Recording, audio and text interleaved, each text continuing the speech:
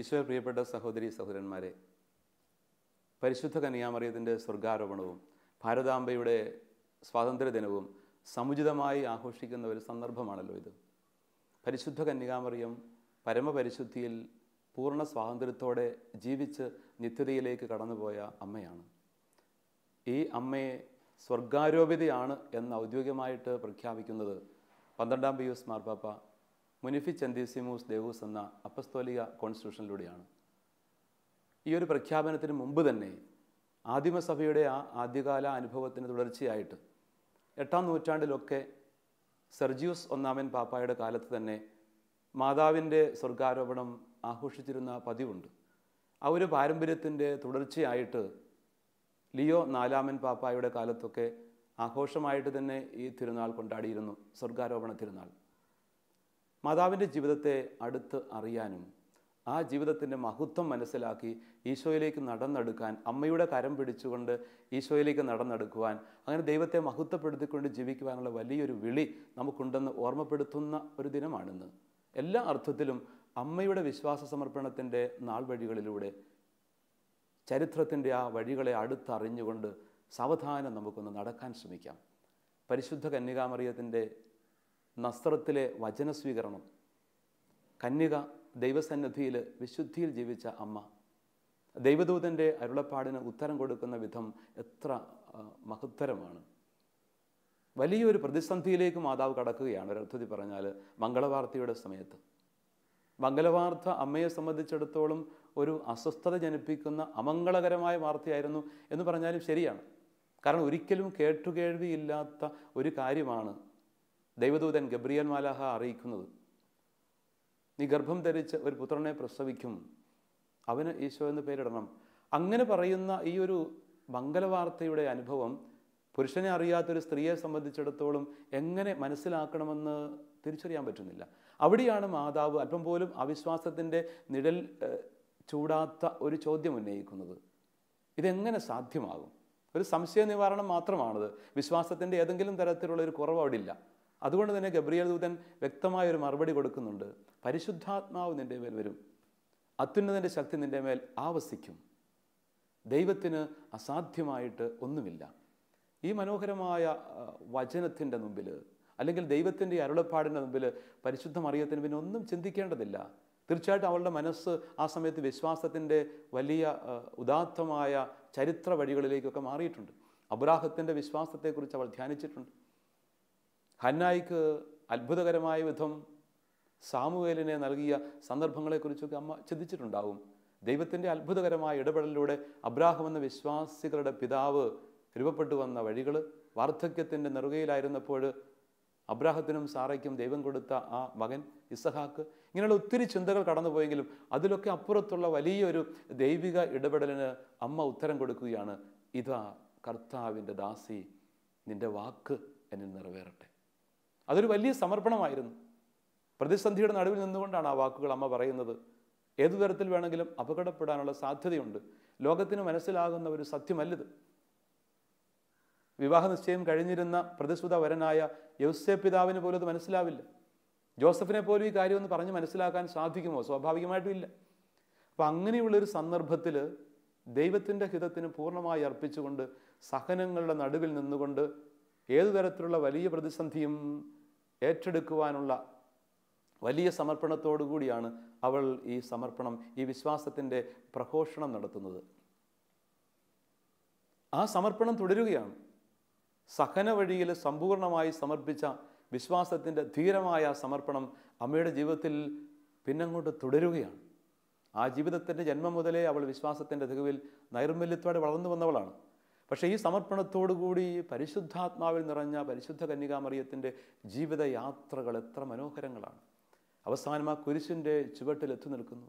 സഹനത്തിൻ്റെ ഏറ്റവും തീക്ഷ്ണമായ നിമിഷങ്ങളിൽ തൻ്റെ പ്രിയപ്പെട്ട മകൻ കുരിശിൽ നിസ്സഹായനായി, നിരാധാരനായി പിടഞ്ഞു മരിക്കുന്ന വേളയിൽ, പരാജിതനെ പോലെ പിടഞ്ഞു മരിക്കുന്ന വേളയിലും അല്പം പോലും പതറാതെ തമ്പുരാൻ്റെ സന്നദ്ധിയിൽ ആദ്യം ഉച്ചരിച്ച അതേ വാക്കുകൾ ഉച്ചരിച്ചുകൊണ്ട്, ഇതാ ഞാൻ കർത്താവിൻ്റെ ദാസി എന്ന് പൂർണ്ണമായി സമർപ്പിച്ചുകൊണ്ട് കുരിശിൻ്റെ ചുവട്ടിൽ നിൽക്കുന്ന ഒരമ്മ.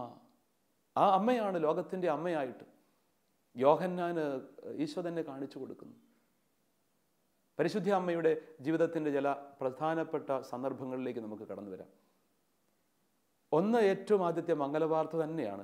ഈ മംഗലവാർത്തയുടെ സഹന നിമിഷങ്ങളെ നമ്മുടെ വിശ്വാസ ജീവിതവുമായിട്ട് ചേർത്ത് വയ്ക്കാനാവുമോ? നമ്മളൊക്കെ പലപ്പോഴും ജീവിതത്തിലെ പ്രതിസന്ധികളുടെ നടുവിൽ പതറിപ്പോകാറില്ലേ? അമ്മയെപ്പോലെ ദൈവചിത്തത്തിന് സമർപ്പിക്കുവാൻ നമുക്ക് ഏതെങ്കിലും തരത്തിലൊക്കെ സാധിക്കുന്നുണ്ടോ? വിശ്വാസ പ്രതിസന്ധികൾ തന്നെ ചിലപ്പോൾ ഉണ്ടാകാം. ഗുരുതരമായ പ്രത്യാഘാതങ്ങൾ ഉണ്ടായേക്കാവുന്ന പല പ്രശ്നങ്ങളും നമ്മുടെ മുമ്പിലേക്ക് കടന്നു വരാം. എന്തു ചെയ്യണമെന്നറിയില്ലാത്ത ഉത്തരം മുട്ടി നിൽക്കുന്ന സന്ദർഭങ്ങൾ ഉണ്ടാകാം. സഹനങ്ങൾ, വിപരീതാനുഭവങ്ങൾ, സംഘർഷങ്ങൾ, കുടുംബ പ്രതിസന്ധികൾ എന്നിങ്ങനെ അങ്ങോട്ട് എന്തെല്ലാം പ്രശ്നങ്ങളിൽ നമ്മൾ സാധാരണഗതിയിൽ പെടാനിടയുണ്ട്. അവിടെയൊക്കെ എൻ്റെ ദൈവത്തിന് അസാധ്യമായിട്ടൊന്നുമില്ല. എൻ്റെ ഉത്കണ്ഠകളും ഭാരങ്ങളും എല്ലാം ഞാൻ കർത്താവിനെ ഏൽപ്പിക്കുന്നു എന്നുള്ള ആ വലിയ ബോധ്യത്തോടു കൂടി അമ്മയെപ്പോലെ അമ്മയോട് ചേർന്നുകൊണ്ട് സമർപ്പിക്കാനായിട്ട് പഠിക്കേണ്ട ഒരു ദിവസം കൂടിയാണെന്ന്. പത്രോസ്ലീഹായുടെ വാക്കുകൾ ശ്രദ്ധേയമല്ലേ? നിന്റെ ഉത്കണ്ഠകളും ഭാരങ്ങളും കർത്താവിനെ ഏൽപ്പിക്കുക, അവിടുന്ന് നിങ്ങളുടെ കാര്യത്തിൽ ശ്രദ്ധാലുവാണ്. നമ്മുടെ ഭാരങ്ങളൊക്കെ കർത്താവിൻ്റെ കരങ്ങളിൽ സമർപ്പിച്ചിട്ട് അവിടുത്തെ പാദാന്തികത്തിൽ ഇറക്കി വെച്ചിട്ട് ശാന്തമായിട്ട് ആ കരം പിടിച്ചുകൊണ്ട് നടക്കാൻ അമ്മ നമ്മളെ പഠിപ്പിക്കും. പിന്നെ പരിശുദ്ധ അമ്മയുടെ അടുത്ത ഒരു യാത്രയുണ്ട്. അയൻ കരീമിലേക്ക് നസ്രത്തിൽ നിന്നുള്ള യാത്ര. നീണ്ട മൈലുകൾ, 90ഓളം മൈലുകൾ യാത്ര ചെയ്ത് അയൻ കരീമിലേക്ക് അമ്മ പോകുന്ന ആ വഴി. എലിസബത്തിനെ കുറിച്ചുള്ള ഒരു വാർത്ത മംഗലവാർത്തയിൽ ദൈവദൂതൻ അറിയിച്ചിരുന്നു മാതാവിനെ. എലിസബത്ത് ഇളയമ്മയാണ്, വാർദ്ധക്യത്തിൽ ഗർഭിണിയായിരിക്കുകയാണ്. വാർദ്ധക്യാവസ്ഥയിൽ ഉണ്ടാകുന്ന പ്രതിസന്ധികളും ബുദ്ധിമുട്ടുകളും, ഒരുപക്ഷെ മനുഷ്യൻ്റെ മുമ്പിൽ പോലും എങ്ങനെ ഇത് അവതരിപ്പിക്കുമെന്ന് അറിയില്ലാത്ത മാനസിക ബുദ്ധിമുട്ടുകൾ എലിസബത്തിന് സക്കറിയായുടെയും ജീവിതത്തിലേക്ക്, സക്കറിയ പുരോഹിതൻ്റെയും എലിസബത്തിൻ്റെയും ഈ ഒരു സന്തോഷകരവും എന്നാൽ പ്രതിസന്ധി നിറഞ്ഞതുമായ സാഹചര്യത്തിലേക്ക് ഒരു ശുശ്രൂഷകയെ പോലെ അവർക്ക് കരുത്തു പകരാൻ വേണ്ടി ദൈവമാതാവായി തീർന്ന പരിശുദ്ധ കന്യകാമറിയം വിനീതയായിട്ട് കടന്നു ചെല്ലുന്നു. ദീർഘദൂരം യാത്ര ചെയ്ത് കഷ്ടപ്പാടുകൾ നിറഞ്ഞ വഴിയിലൂടെ അവൾ അങ്ങോട്ട് അന്വേഷിച്ച് ചെല്ലുകയാണ്. വിനീതമായ ഒരു യാത്ര, എത്രയോ വലിയ മാതൃകയാണ്. ദൈവമാതാവായി തീർന്നവൾ ലോകത്തിലെ ഏറ്റവും വലിയ പദവിയിലേക്ക് ഉയർത്തപ്പെട്ട ഒരു വ്യക്തി, അതുല്യമായ ഒരു സ്ഥാനത്തിന് അർഹയായ വ്യക്തി അങ്ങ് താഴേക്ക് ഇറങ്ങി വരുന്നു. വിനീതയായിട്ട് ത്യാഗനിർഭരമായ ഒരു യാത്ര നടത്തി അയൻ കരീമിലേക്ക് എത്തുകയാണ്. എലിസബത്ത് പരിശുദ്ധ മറിയത്തെ കണ്ടപ്പോൾ തന്നെ വലിയ സന്തോഷത്തോടെ ഉദ്ഘോഷിച്ച ഒരു വലിയ സത്യമുണ്ട്.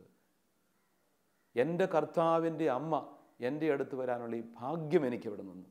എത്ര മനോഹരമായൊരു പ്രഖ്യാപനമാണിത്. വചനത്തിൽ തന്നെയുള്ള എലിസബത്തിന് നാവിൻ തുമ്പിലൂടെ അടർന്നു വീഴുന്ന ആ വാക്യങ്ങൾ, കർത്താവിൻ്റെ അമ്മ എൻ്റെ അടുത്ത് വരാനുള്ള ഭാഗ്യം എനിക്ക് അങ്ങനെ കിട്ടിയിരിക്കുന്നു. അതുതന്നെയാണ് കർത്താവിൻ്റെ അമ്മ എന്ന് നമ്മൾ മാതാവിനെ വിളിക്കുന്നതിന് ഏറ്റവും ആധാരമായിട്ടുള്ള ആ പ്രഖ്യാപനവും ആ വാക്യവും. പരിശുദ്ധ അമ്മയുടെ സാന്നിധ്യത്തിൽ എന്ത് സംഭവിച്ചവിടെ? വളരെ ശ്രദ്ധേയമായ ചില കാര്യങ്ങൾ നടന്നു. പരിശുദ്ധാത്മാവിൽ നിറഞ്ഞുകൊണ്ട് ഈശോയെ കൊണ്ട് യാത്ര ചെയ്യുന്ന അമ്മ, ആദ്യത്തെ സക്രാരി എന്ന് പോലും പുണ്യവാനായ ജോൺ പോൾ രണ്ടാമൻ പാപ്പ പരിശുദ്ധ അമ്മയെ വിശേഷിപ്പിച്ചിട്ടുണ്ട്. ആദ്യത്തെ വിശുദ്ധ കുർബാനയുടെ പ്രദക്ഷിണം എന്നൊക്കെ പോലും. ഈശോയെ ഹൃദയത്തിലും ഉദരത്തിലും സംവഹിച്ചുകൊണ്ട് പരിശുദ്ധാത്മാവിൽ നിറഞ്ഞ പരിശുദ്ധ അമ്മ അവിടെ എത്തിക്കഴിഞ്ഞപ്പോൾ എലിസബത്തും ഉദരത്തിലുള്ള ശിശുവും ആ ഭവനം മുഴുവൻ പരിശുദ്ധാത്മാവിൽ നിറയുന്നു. ആ സന്ദർശനത്തിലൂടെ പരിശുദ്ധാത്മാവ് നിറയുകയാണ്, ആനന്ദം കൊണ്ട് നിറയുകയാണ്. ഇതാണ് പരിശുദ്ധാത്മാവിൽ നിറയുന്ന ഒരു വ്യക്തിയുടെ സാന്നിധ്യം കൊണ്ട് ഉണ്ടാകുന്ന വലിയൊരു മാറ്റം. അമ്മയുടെ ജീവിതം നമുക്കൊരു വലിയ മാതൃകയല്ലേ? നമ്മളൊക്കെ പരിശുദ്ധാത്മാവിൽ നിറയാൻ വേണ്ടി വിളിക്കപ്പെട്ടവരാണ്. മാമോദീസായിലൂടെ ഔദ്യോഗികമായിട്ട് കർത്താവിൻ്റെ പരിശുദ്ധാത്മാവിൽ നമ്മൾ നിറയുന്നുണ്ട്. പരിശുദ്ധ ത്രിത്വത്തിൻ്റെ കുടുംബത്തിലേക്ക് നമ്മൾ പിറക്കുന്നുണ്ട്. സഭയുടെ അംഗമായിട്ട് ഔദ്യോഗികമായിട്ട് നമ്മൾ മാറുന്നുണ്ട്. അങ്ങനെ പരിശുദ്ധാത്മാവിൽ നിറയുന്ന നമ്മൾ കൂദാശകളുടെ സ്വീകരണത്തിലൂടെ, സർവ്വപരി പരിശുദ്ധ കുർബാനയിലൂടെ, പ്രാർത്ഥനയിലൂടെ, വചനശ്രവണത്തിലൂടെ എല്ലാം പരിശുദ്ധാത്മാവിൽ നിറയാൻ വിളിക്കപ്പെട്ടവരാണ്. അങ്ങനെ പരിശുദ്ധാത്മാവിൽ നിറയുന്ന നമ്മുടെ സാന്നിധ്യം മറ്റുള്ളവർക്ക് ആത്മാവിനെ കൊടുക്കുന്ന സാന്നിധ്യമായിട്ട് മാറണം. അത് സാധ്യമാകുന്നുണ്ടോ? കുടുംബത്തിൽ കുടുംബനാഥ പരിശുദ്ധാത്മാവിൽ നിറഞ്ഞ വ്യക്തിയാണെങ്കിൽ ആ കുടുംബം മുഴുവനും സന്തോഷവും സമാധാനവും കൊണ്ട് നിറയും, ഐശ്വര്യം കൊണ്ട് നിറയും. മക്കളിലേക്ക് അതേ സ്നേഹവും ആത്മാവിൻ്റെ ചൈതന്യവും പകർന്നു കൊടുക്കാൻ മാതാപിതാക്കൾക്ക് പറ്റും. കുടുംബത്തിലുള്ള ഓരോ വ്യക്തിയും, ഓരോ കുട്ടിയും, ഓരോ അംഗവും പരിശുദ്ധാത്മാവിൽ നിറഞ്ഞു കഴിയുമ്പം ആ കുടുംബം അനുഗ്രഹീതമാകും. എന്ന് മാത്രമല്ല, നമ്മുടെ ജോലിയിടങ്ങൾ, നാം കണ്ടുമുട്ടുന്ന മനുഷ്യർ, നാം കമ്മ്യൂണിക്കേറ്റ് ചെയ്യുന്ന മേഖലകളൊക്കെ ദൈവത്തിൻ്റെ ആത്മാവിൻ്റെ ചലനത്താൽ നിറഞ്ഞു കഴിഞ്ഞാൽ അത്ഭുതകരമായ ഒരു ശാന്തിയിലേക്ക്, സമാധാനത്തിലേക്ക്, കൃപയുടെ നിറവിലേക്ക് എത്തിച്ചേരും. അപ്പോൾ നമ്മുടെയൊക്കെ കുടുംബ കലഹങ്ങൾ ഉണ്ടാകുന്നതിൻ്റെ കാരണം എന്താണ്? അവിടെ പരിശുദ്ധാത്മാവിൻ്റെ സാന്നിധ്യമുള്ളവരില്ലാതെ പോകുന്നു. കുടുംബത്തിൽ പെട്ടെന്ന് പൊട്ടിമുളയ്ക്കുന്ന കലഹങ്ങൾ, സ്വാർത്ഥ ചിന്തയുടെ ഫലമായിട്ട് അകന്നു പോകുന്ന ബന്ധങ്ങൾ, പൊട്ടിമുറിയുന്ന ബന്ധങ്ങൾ, എന്തെല്ലാം പ്രതിസന്ധികളാണെന്ന്. കാത്തിരുന്ന് കല്യാണം കഴിച്ചിട്ട് 1 മാസം അല്ലെങ്കിൽ 6 മാസം കഴിയുമ്പോൾ തന്നെ ഈ താലിച്ചരടൊന്ന് പൊട്ടിച്ചു തരണമെന്ന് പറഞ്ഞുകൊണ്ട് വിവാഹ കോടതിയുടെ മുമ്പിൽ നിൽക്കുന്ന വ്യക്തികളെ കാണുമ്പോൾ എത്രയോ സങ്കടകരമായ ഒരു സത്യം, എന്തുമാത്രം വേദനിപ്പിക്കുന്നുണ്ടത്. അങ്ങനെ വെന്തു വെണ്ണീറാകുന്ന കുടുംബങ്ങൾ, വിവാഹം കഴിഞ്ഞിട്ട് വർഷങ്ങൾ കഴിഞ്ഞിട്ട് പൊട്ടിത്തകർന്ന കുടുംബങ്ങളുമുണ്ട്. ഇവിടെയെല്ലാം സംഭവിക്കുന്നത് സ്വാർത്ഥമാണ്. എൻ്റെ താല്പര്യം, എൻ്റെ ഇഷ്ടം, എൻ്റെ ആഗ്രഹം. ആർക്കും മറ്റൊരാൾക്ക് വേണ്ടി ത്യാഗം സഹിക്കാനുള്ള സന്നദ്ധതയില്ല. സ്വന്തം കാര്യത്തിന് വേണ്ടി മാത്രം സമയം കണ്ടെത്തുക, നിലപാടുകൾ സ്വീകരിക്കുക, ഒരു തരത്തിലുമുള്ള ഒരു വിട്ടുവീഴ്ചയ്ക്കും തയ്യാറില്ലാത്ത വിധം സ്വന്തം കാര്യങ്ങളിൽ മുറുകെ പിടിക്കുക. അങ്ങനെ സ്വാർത്ഥതയിൽ വല്ലാതെ അഭിരമിക്കുന്ന ആധുനിക മനുഷ്യൻ്റെ ജീവിതത്തിൻ്റെ യാത്ര പലതരത്തിലും അപകട വഴിയിലാണ്. അവിടെയാണ് പരിശുദ്ധ അമ്മ നമ്മളെ വെല്ലുവിളിക്കുന്നത്. പരിശുദ്ധാത്മാവിൽ നിറഞ്ഞ സജീവ സാന്നിധ്യങ്ങളായിട്ട് മക്കളെ നിങ്ങൾ മാറണം. അമ്മയുടെ തിരുനാൾ ആഘോഷിക്കുമ്പോൾ നമ്മൾ ഓർത്തിരിക്കേണ്ട പ്രധാനപ്പെട്ട കാര്യമാണിത്. പരിശുദ്ധാത്മാവിനെ കൊണ്ട് നിറയാൻ വേണ്ടി ആഗ്രഹിച്ച് പ്രാർത്ഥിക്കുക, പരിശുദ്ധ അമ്മയുടെ മധ്യസ്ഥം പ്രാർത്ഥിക്കുക, കൃപ നിറഞ്ഞ വ്യക്തിത്വമായിട്ട് മാറുക, കുർബാനയിൽ നല്ല ഒരുക്കത്തോടെ സജീവമായി പങ്കുചേർന്നുകൊണ്ട് ഈശോയെ സ്വീകരിച്ച് പരിശുദ്ധാത്മാവിൽ നിറയുക, അടുക്കലടുക്കൽ പരിശുദ്ധ കൂദാശകൾ സ്വീകരിക്കുക, വചനം വായിച്ച് ധ്യാനിക്കുക, പ്രാർത്ഥിക്കുക. അങ്ങനെ പരിശുദ്ധാത്മാവിൽ സ്നേഹത്തിൽ നിറഞ്ഞുകൊണ്ട് വ്യാപരിക്കുവാനുള്ള ഒരു തീരുമാനമെടുക്കേണ്ട ദിവസം കൂടിയാണിതൊക്കെ. പിന്നെ പരിശുദ്ധ അമ്മയുടെ മറ്റൊരു പ്രധാനപ്പെട്ട ഇടപെടൽ നടക്കുന്ന ഒരു സന്ദർഭം കാനായിലെ കല്യാണ വിരുന്നാണ്. യോഹന്നാന്റെ സുവിശേഷം 2-ാം അധ്യായത്തിൽ വളരെ പ്രധാനപ്പെട്ട ഒരു സന്ദർഭമാണത്. കാനായിലെ കല്യാണ വിരുന്നിൽ പങ്കെടുക്കാൻ ഈശോയും പരിശുദ്ധ മറിയവും ഉണ്ടായിരുന്നു. കല്യാണ വിരുന്നൊക്കെ വളരെ ഭംഗിയായിട്ട് മുൻപോട്ട് നീങ്ങിക്കൊണ്ടിരിക്കുന്ന വേളയിൽ അമ്മ ഒരു കാര്യം തിരിച്ചറിയുന്നുണ്ട്. അവർക്ക് വീഞ്ഞ് തീർന്നു പോയിരിക്കുന്നു. യഹൂദ പാരമ്പര്യത്തിൽ ഒരു വിവാഹ ചടങ്ങിലോ അങ്ങനെയുള്ള പ്രധാനപ്പെട്ട അവസരങ്ങളിലോ വീഞ്ഞ് എന്ന പ്രധാനപ്പെട്ട വിഭവം തീർന്നു പോയി കഴിഞ്ഞാൽ അത് വലിയ ഒരു ആക്ഷേപമാണ്. ഒരു പ്രധാന ഭക്ഷണ വിഭവം പെട്ടെന്ന് തീർന്നു പോയാൽ ഉണ്ടാകുന്ന ഒരു ദുർഗതി നമുക്കൊക്കെ ചിന്തിക്കാനേ ഉള്ളൂ. അങ്ങനത്തെ ഒരു വലിയ പ്രതിസന്ധിയിലേക്ക് ആ കുടുംബം വഴുതിപ്പോകുന്നു, അവരുടെ മാനം കെടാൻ പോകുന്നുവെന്ന് തിരിച്ചറിയുന്നത് അമ്മയാണ്. ഒരുപക്ഷെ മറ്റാരും അറിയുന്നതിന് മുമ്പ് തന്നെ അവരുടെ സങ്കടാവസ്ഥകൾ തിരിച്ചറിയാനുള്ള ഒരു വിശാലമായ സ്നേഹത്താൽ ജ്വലിക്കുന്ന കാരുണ്യം നിറഞ്ഞൊരു മനസ്സമ്മയ്ക്കുണ്ടായിരുന്നു. അമ്മ അകത്ത് ചെന്നിട്ട് ആ കാര്യം തിരിച്ചറിയുന്നു. ഇരുചെവി അറിയാതെ അത് തൻ്റെ മകനോട്, സർവശക്തനായ ഈശോ മിശിഹായോട് തന്നെ ആ കാര്യം പറയുകയാണ്. തൻ്റെ പ്രിയപ്പെട്ട മകനോട് പറഞ്ഞു, മകനെ, അവർക്ക് വീഞ്ഞു തീർന്നു പോയിരിക്കുന്നു. സ്ത്രീയെ, എനിക്കും നിനക്കും എന്ത് എന്നൊക്കെ ഈശോ പറയുന്നുണ്ട് ആദ്യം. അതൊക്കെ യോഹന്നാൻ സുവിശേഷകന് ദൈവശാസ്ത്രപരമായ ഒരു പ്രമേയം കൊണ്ടുവരുന്നതാണ്. സ്ത്രീയെ എന്ന് ഈശോ പലപ്പോഴും സംബോധന ചെയ്യുന്നതിന് വലിയൊരു അർത്ഥമുണ്ട്, ഒരു ആഴമേറിയ ദൈവശാസ്ത്രപരമായ അർത്ഥമുണ്ട്. ആദ്യത്തെ സ്ത്രീ പാപത്തിൻ്റെ അടയാളമായിട്ട് നിൽക്കുന്നുണ്ട്. ആ മരച്ചുവെട്ടിലെ ഹൗവ എന്ന സ്ത്രീ, അത് സ്ത്രീയാണ്. രണ്ടാമത്തെ സ്ത്രീ അനുഗ്രഹത്തിൻ്റെ അടയാളമാണ്, കൃപയുടെ നിറവാണ്. രണ്ടാമത് കുരിശൻ ചുവട്ടിലെത്തി നിൽക്കുന്ന ആ കുരിശുമരത്തിൻ്റെ ചുവട്ടിലെ സ്ത്രീ അനുഗ്രഹത്തിൻ്റെ മാതാവാണ് എന്ന വലിയ ഒരു ചിന്തയിലേക്ക് ആണ് സുവിശേഷകൻ നമ്മളെ കൊണ്ടുവരുന്നത്. സ്ത്രീ എന്ന സംബോധനയിലൂടെ തന്നെ ഈശോ ഒരു അർത്ഥം ധ്വനിപ്പിക്കുന്ന രീതിയിൽ തന്നെയാണ് അവിടെ ഇടപെടുന്നതും. പക്ഷെ ഉടൻ തന്നെ അമ്മ പറഞ്ഞ വാക്കിന് അല്പം പോലും ഒരു മടി കൂടാതെ അവിടെ ഇടപെടുകയാണ്. മാതാവിനതറിയാം. മാതാവ് പറയുന്നുണ്ട്, അവൻ പറയുന്നത് പോലെ നിങ്ങൾ ചെയ്യുക. 6 കൽഭരണികൾ അവിടെ ഉണ്ടായിരുന്നത് നിറയെ വെള്ളമൊഴിക്കാൻ ഈശോ ആവശ്യപ്പെടുക, വക്കോളം നിറയ്ക്കാൻ. അവൻ പറയുന്നത് പോലെ ചെയ്യാനാണ് അമ്മ പറയുന്നത്. അന്നും ഇന്നും അങ്ങനെ തന്നെയാണ്. ഈശോ മിശിഹായുടെ വാക്കനുസരിച്ച് ജീവിക്കുവാനുള്ള ഒരു വലിയ സാധ്യതയാണ് പരിശുദ്ധ അമ്മയോടുള്ള സ്നേഹവും ഭക്തിയും. അവൻ പറയുന്നത് പോലെ ചെയ്യാൻ അമ്മ എപ്പോഴും നമ്മോട് ആവശ്യപ്പെടും. വചനം അനുസരിച്ച് ജീവിക്കാൻ തന്നെയാണ് അതിൻ്റെ അർത്ഥം. വചനത്തിന് നമ്മളെ സമർപ്പിച്ചുകൊണ്ട് ഈശോയാകുന്ന ദൈവവചനത്തെ പൂർണ്ണമായി സ്വീകരിച്ചുകൊണ്ട് അവിടുത്തെ വാക്കനുസരിച്ച് വചനാനുസൃതം വ്യാപരിക്കണം. അപ്പോൾ അത്ഭുതകരമായ വിധം ദൈവം ഇടപെടും. അതുതന്നെയാണ് അതിൻ്റെ ഒരു ധ്വനി. എന്നിട്ട് എന്ത് സംഭവിക്കുന്നത് നമുക്കറിയാം. ഏറ്റവും നല്ല വീഞ്ഞ് അവസാനം വരെ സൂക്ഷിച്ച് വെച്ചിരുന്നല്ലോ നിങ്ങളെന്ന് പോലും പരിഭവിക്കത്തക്ക വിധം ആ സന്തോഷം അങ്ങനെ അണപൊട്ടി ഒഴുകുന്ന ഒരു വലിയ അനുഗ്രഹമായിട്ട് മാറുകയാണ് ആ സന്ദർഭം. ഈശോയുടെ സാന്നിധ്യത്തിൽ പരിശുദ്ധ അമ്മയുടെ ഒരു ഇടപെടൽ എത്രയോ വലിയ അനുഗ്രഹത്തിന് ഇടം കൊടുക്കുകയാണ്. ഇവിടെ നമ്മൾ ശ്രദ്ധിക്കേണ്ട 1-2 കാര്യങ്ങളുണ്ട്. മറ്റുള്ളവരുടെ വേദനകളിൽ, ദുഃഖങ്ങളിൽ നമുക്ക് ഇടപെടാനായിട്ടുള്ളൊരു വിശാലമായ മനസ്സ് വേണം. അവരുടെ സങ്കടങ്ങൾ എൻ്റേത് കൂടിയാണെന്ന് തിരിച്ചറിയുന്ന വ്യക്തിയാണ് പരിശുദ്ധ അമ്മ. അവരുടെ സങ്കടങ്ങൾ എൻ്റേത് കൂടിയാണ്. അവർക്ക് കുറവുണ്ടെങ്കിൽ എൻ്റെയും കൂടി കുറവാണത്. അവർക്കില്ലെങ്കിൽ എനിക്കുമില്ല, അവർക്കുണ്ടെങ്കിൽ എനിക്കുമുണ്ട് എന്ന് തിരിച്ചറിയുന്ന കുടുംബോചിതമായ സാഹോദര്യത്തിൻ്റെ ഒരു ആത്മബന്ധമുണ്ട്. ആ ഒരു ബന്ധത്തിലേക്ക് വിശ്വാസ സമൂഹത്തിൽ പെട്ടെന്ന് നമുക്കൊക്കെ വളരാൻ പറ്റുന്നുണ്ട്. ഈ മനുഷ്യകുലം തന്നെ ഒരു സഹോദരി കൂട്ടായ്മയാണ്. ദൈവമക്കളല്ലേ നമ്മളെല്ലാവരും. സ്വർഗസ്ഥനായ പിതാവിൻ്റെ മക്കളെന്ന നിലയിൽ എല്ലാവരും വിശ്വാസത്താൽ ബന്ധിതരാണ്. ആ അർത്ഥത്തിൽ ദൈവത്തിൻ്റെ മക്കളാണ് ഈ ഭൂമുഖത്തുള്ള സകല മനുഷ്യരും. നാനാജാതി മതസ്ഥരായ സകല മനുഷ്യരും ദൈവത്തിൻ്റെ മക്കളാണ്.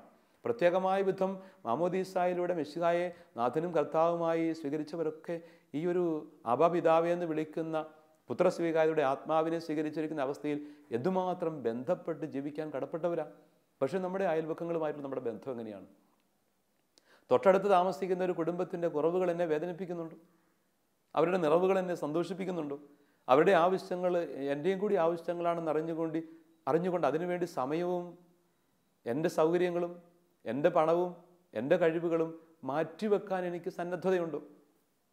മറ്റുള്ളവരുടെ ആവശ്യങ്ങൾക്ക് വേണ്ടി ഇറങ്ങിത്തിരിക്കുക. ആ ഒരു വലിയ കൃപയുടെ അനുഭവത്തിൽ നമുക്ക് വളരാൻ പറ്റണം. കരുണയുടെ വർഷം കടന്നുപോയി. ഈ കരുണയുടെ വർഷത്തിൽ നമ്മൾ ചിന്തിച്ചതും ധ്യാനിച്ചതും ഒക്കെ ഈ ചിന്തയാണ്. കാരുണ്യത്തിൻ്റെ ഒരു ആൽബമായി മാറിയ ഫ്രാൻസിസ് മാർപ്പാപ്പ മിസെരിക്കോർദിയ ഉൾത്തൂസ് എന്ന ആ ഒരു അപ്പസ്തോലിക ലേഖനത്തിലൂടെ കരുണയുടെ വർഷം ഉദ്ഘാടനം ചെയ്ത സന്ദർഭത്തിലൊക്കെ പറഞ്ഞു വെക്കുന്ന കാര്യങ്ങൾ അവരെൻ്റെ സങ്കടങ്ങളിലേക്ക് എൻ്റെ ഹൃദയം തുറക്കണമെന്ന് തന്നെയാണ്. അവരെൻ്റെ വേദനകളിലേക്ക് എൻ്റെ ഹൃദയം തുറക്കണം. അതാണ് ആ വാക്കിൻ്റെ പോലും അർത്ഥം. ഹൃദയത്തിൻ്റെ ഒരു തുറവി മറ്റുള്ളവരിലേക്ക്. അവരുടെ ദുഃഖങ്ങൾ എൻ്റേത് കൂടിയാണെന്ന വലിയ തിരിച്ചറിവ് പലപ്പോഴും നമുക്ക് നഷ്ടപ്പെട്ടു പോകുന്ന ഒരു കാര്യമല്ല ഇത്. എനിക്ക് എൻ്റെ കാര്യമെന്ന് മാത്രം ചിന്തിക്കുമ്പോൾ ഞാൻ വല്ലാതെ ഇടുങ്ങിപ്പോകുന്നു. വാസ്തവത്തിൽ മറ്റുള്ളവരുടെ ആവശ്യങ്ങളിലേക്ക് ഇറങ്ങിച്ചെന്ന് അവർക്ക് കൈത്താങ്ങായി മാറുമ്പോൾ എത്രയോ ആളുകൾ നമ്മുടെ കൂടെ ചേർന്ന് നിൽക്കുന്നു. എന്തൊരു വലിയ സന്തോഷത്തിലേക്കും ആനന്ദത്തിലേക്കുമാണ് നമ്മൾ കടന്നു ചെല്ലുന്നത്. സുവിശേഷത്തിലെ മിശിഹായെ കണ്ടുമുട്ടിയവർക്ക് അവരെന്നെ ഒരിക്കലും മറക്കാൻ പറ്റില്ല. എവാങ്കേലി ഗൗഡിയം എന്ന അപ്പസ്തോലിക പ്രബോധനത്തിൽ ഫ്രാൻസിസ് മാർപ്പാപ്പ കൃത്യമായിട്ടത് കുറിച്ചിടുന്നുണ്ട്. നമ്മുടെ സന്തോഷം തന്നെ നമ്മൾ മറ്റുള്ളവരിലേക്ക് പങ്കുവെക്കേണ്ടത്. ആ സന്തോഷത്തിൻ്റെ ഉറവിടമോ സുവിശേഷത്തിലെ മിശിഹായെ കണ്ടുമുട്ടിയതിൻ്റെ ആനന്ദം. അപ്പോൾ സുവിശേഷത്തിലെ മിശിഹായെ കണ്ടുമുട്ടിയവർക്ക് മറ്റെന്തെല്ലാം ദുരനുഭവങ്ങൾ ഉണ്ടായാലും അവരുടെ സന്തോഷം നഷ്ടപ്പെട്ടു പോകില്ല.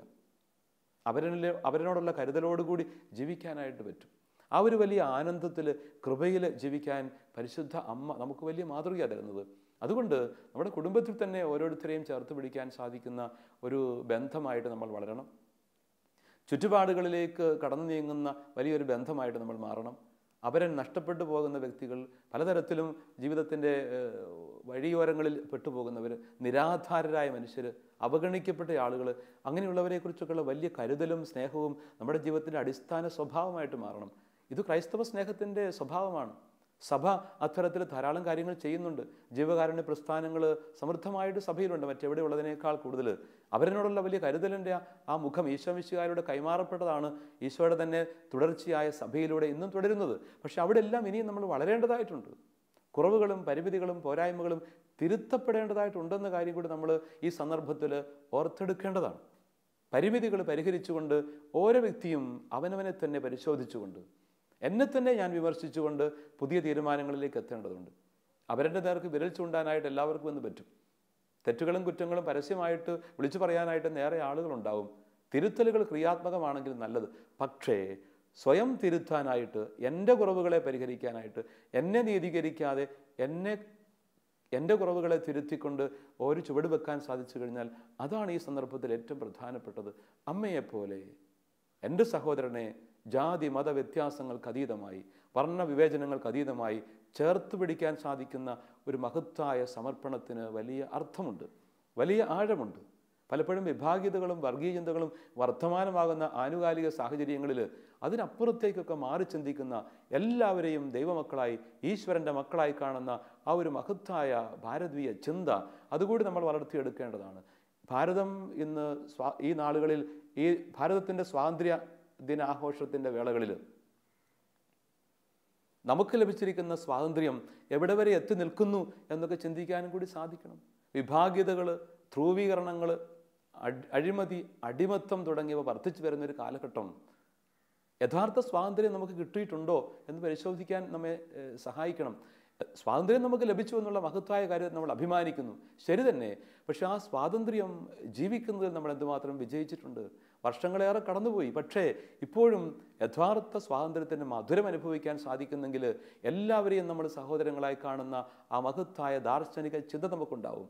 മഹാത്മാഗാന്ധിയെ പോലെയുള്ള മഹത്തായ വ്യക്തികൾ ആരംഭിച്ച അല്ലെങ്കിൽ രൂപം കൊടുത്ത ആ മഹത്തായ സ്വാതന്ത്ര്യ സമരവും അനന്തരഫലമായിട്ട് ലഭിച്ച സ്വാതന്ത്ര്യവുമൊക്കെ എന്തുമാത്രം ആ ഒരു മഹാത്മാവിൻ്റെ മനസ്സോട് ചേർന്നുകൊണ്ടെന്ന് സ്വീകരിക്കാൻ പറ്റുന്നുണ്ട്.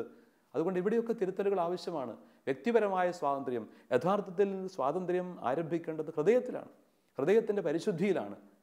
ഹൃദയം ശുദ്ധമാകുമ്പോൾ, നന്മ നിറഞ്ഞതാകുമ്പോൾ, സുഹൃതം നിറഞ്ഞതാകുമ്പോൾ, അവരനെക്കുറിച്ച് കരുതലുള്ളതാകുമ്പം, എല്ലാവരെയും സ്നേഹിക്കുന്ന വിശാലമായ അർത്ഥത്തിലേക്ക് വളരുമ്പോൾ അവിടെ ഓരോ വ്യക്തിയും സ്വാതന്ത്ര്യം അനുഭവിക്കുന്നു. ആ സ്വാതന്ത്ര്യമാണ് ചുറ്റുവട്ടങ്ങളിലേക്ക് വ്യാപിക്കേണ്ടത്. ആ സ്വാതന്ത്ര്യമാണ് അധികാര മേഖലകളിലും ജീവിക്കേണ്ടത്. ആ സ്വാതന്ത്ര്യമാണ് ഭാരതത്തിൻ്റെ പൈതൃക സമ്പത്തായി ഇന്നും ജീവിക്കേണ്ടത്.